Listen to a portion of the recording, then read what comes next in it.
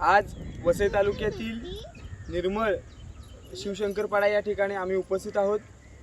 या पाड्यामधली 2 आदिवासी कुटुंबांनी गेल्या काही दिवसापूर्वी ह्या फॉरेस्टच्या जाग्यामध्ये त्यांनी अतिक्रमण करून घरं बांधली होती। त्या घरावर ऐन पावसाळ्याच्या तोंडावर वन विभागाच्या काही मुजोर अधिकाऱ्यांनी कोणत्याही प्रकारची नोटीस न देता अचानकपणे ती झोपड्या त्यांच्या तोडून टाकल्या आणि त्या घटनेचा काल आम्ही आमच्या पक्षाच्या वतीने निषेध नोंदवलेला आहे। त्याचबरोबर आज आमच्या वसई तालुक्यातील लालबावटा रिक्षा चालक मालक संघटनेचे पदाधिकारी, त्याचबरोबर लालबावटा पक्षाचे पदाधिकारी आणि महिला संघटनेचे काही पदाधिकाऱ्यांनी या ठिकाणी मोठ्या प्रमाणात जमून आणि ही घरं या झोपड्या पुन्हा उभ्या करण्याचं आम्ही काम केलेलं आहे।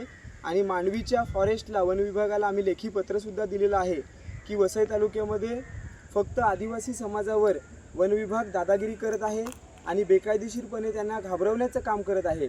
तर हे कुठेतरी थांबलं पाहिजे आणि जर ह्याच्या पुढे पुन्हा वन विभागाने आदिवासींवर दादागिरी करून दाखवली तर लालबावटा शांत बसणार नाही। येत्या काही दिवसात आम्ही आमचा संपूर्ण बिऱ्हाड घेऊन फॉरेस्टच्या कार्यालयावर मोर्चा काढू आणि बेमुदत आंदोलन करू।